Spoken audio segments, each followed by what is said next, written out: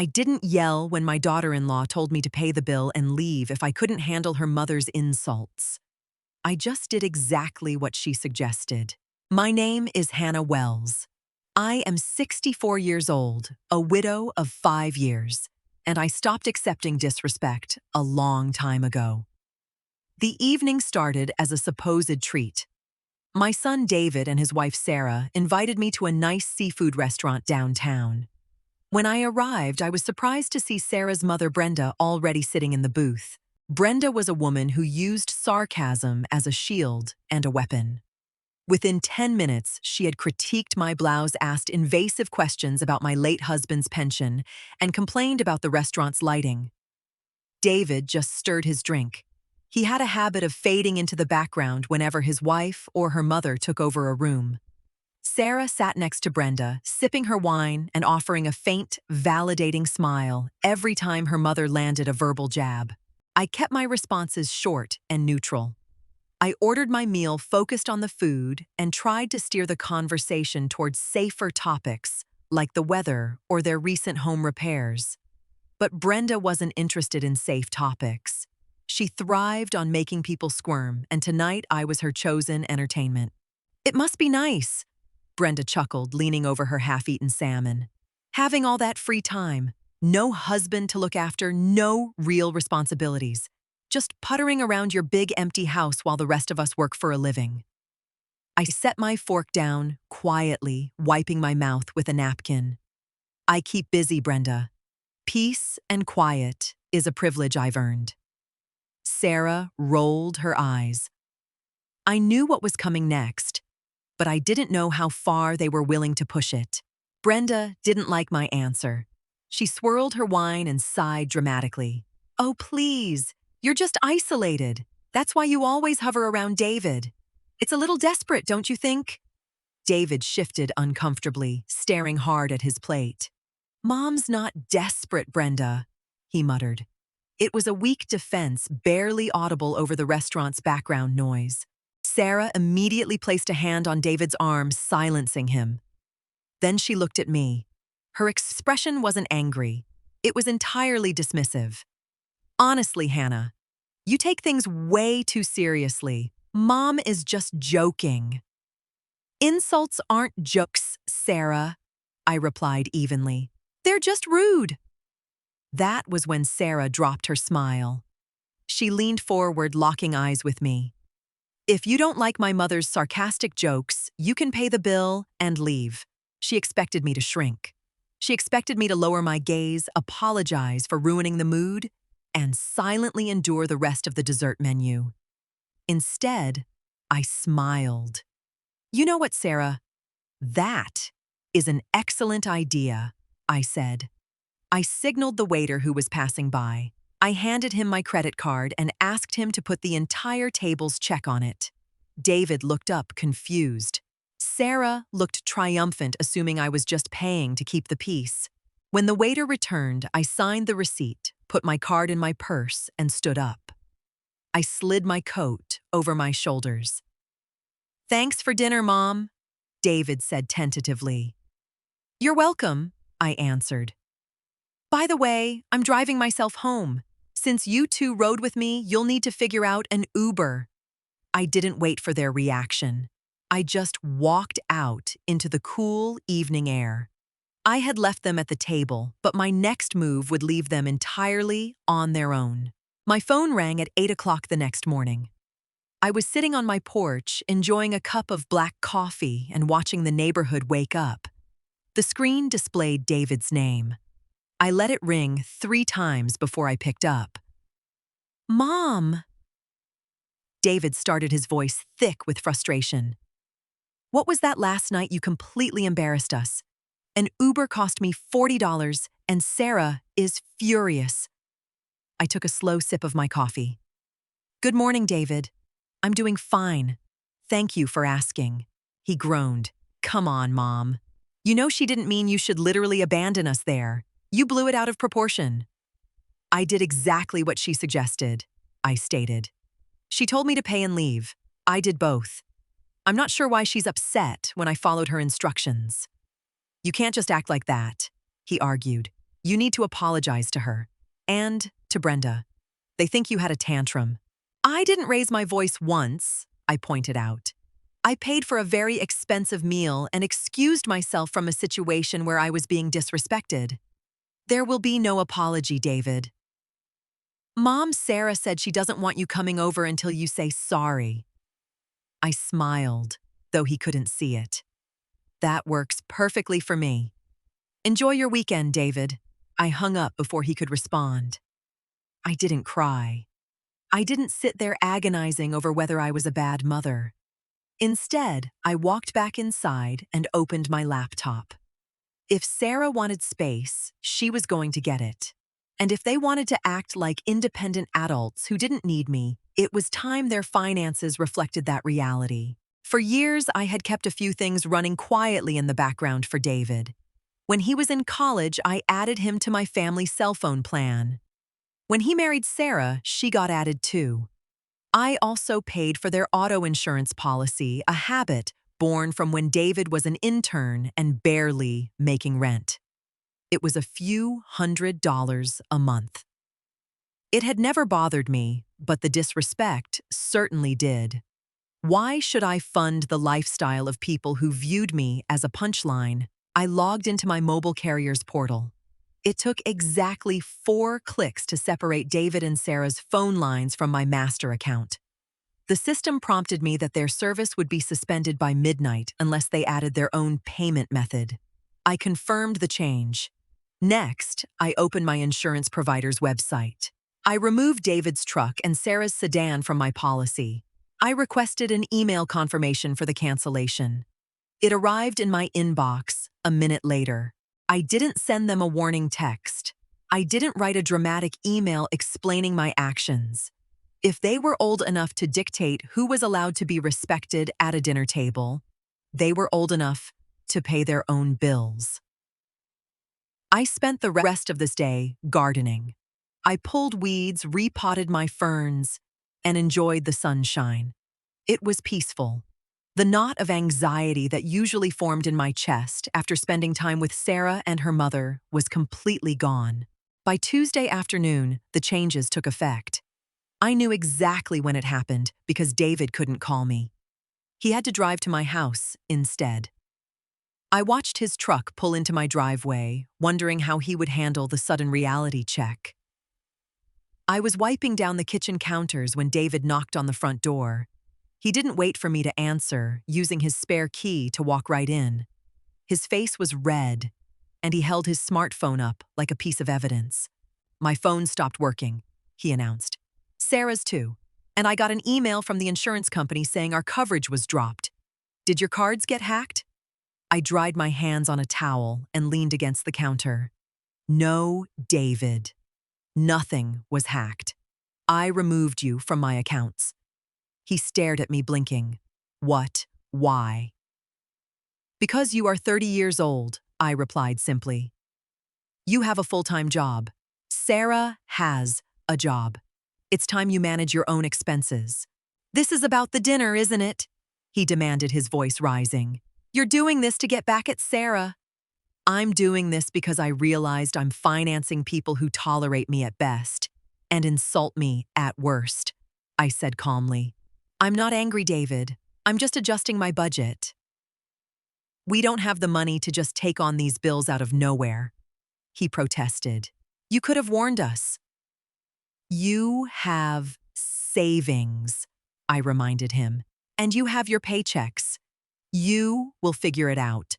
He paced across the kitchen floor, running a hand through his hair. "Sarah is going to lose her mind when I tell her it was intentional." "That is between you and your wife," I answered. "Now, unless you came over just to discuss phone plans, I have a casserole in the oven." David left without another word, slamming the front door behind him. I went back to cleaning my counters. The house was quiet again, and I felt a profound sense of relief. The next morning, I expected Sarah to call, perhaps from her office phone. Instead, she chose a more aggressive tactic. I was reading a book in my armchair when I heard heavy footsteps on the porch, followed by a sharp, demanding knock. I walked to the front door and opened the solid wood panel, but I kept the heavy metal screen door locked.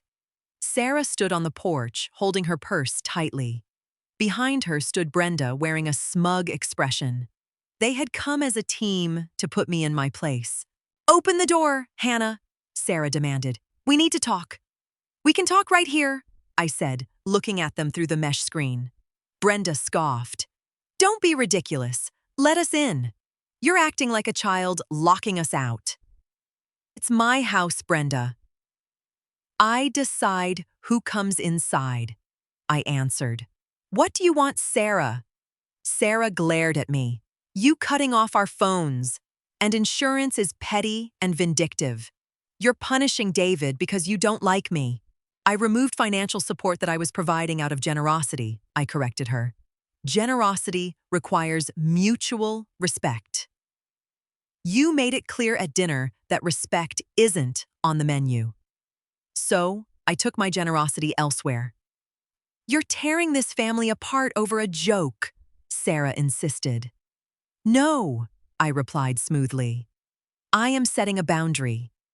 How you choose to react to it is your business. But you will not come to my home to bully me." Before Sarah could launch into another argument, I stepped back. "Have a good day, ladies." I closed the heavy wooden door, turned the deadbolt, and walked back to my armchair. I could hear Sarah complaining loudly on the porch for another minute before their footsteps retreated. They had tried to push, and the door didn't budge. A week passed in complete silence. I didn't reach out to David, and he didn't reach out to me. During that time, I found myself walking through my 4-bedroom house, really looking at it for the first time in years. It was too big. The property taxes were high, and cleaning the empty rooms was a chore I no longer enjoyed. More importantly, I knew David and Sarah had plans for this house. I had heard them whispering at Thanksgiving about how they could renovate the kitchen when they move in. They saw my home as their future asset, a safety net they didn't have to earn. I picked up the phone and called a real estate agent. Within 2 days, a nice woman named Claire was walking through my living room taking notes. She told me the market was incredibly competitive and my house would sell in days. I signed the listing agreement that same afternoon. I spent the weekend packing up the guest rooms.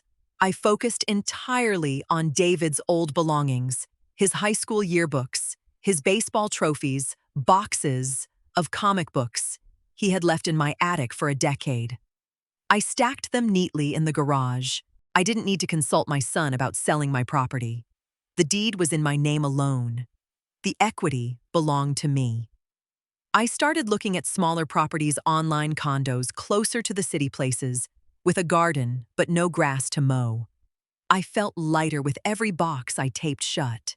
I was dismantling the safety net they took for granted, not out of spite, but out of self-preservation. I was designing a future that belonged only to me. The for sale sign went up in my front yard on a Tuesday. On Wednesday afternoon, David showed up. He didn't use his key this time. He rang the doorbell. I opened the door wearing an old t-shirt and holding a roll of packing tape.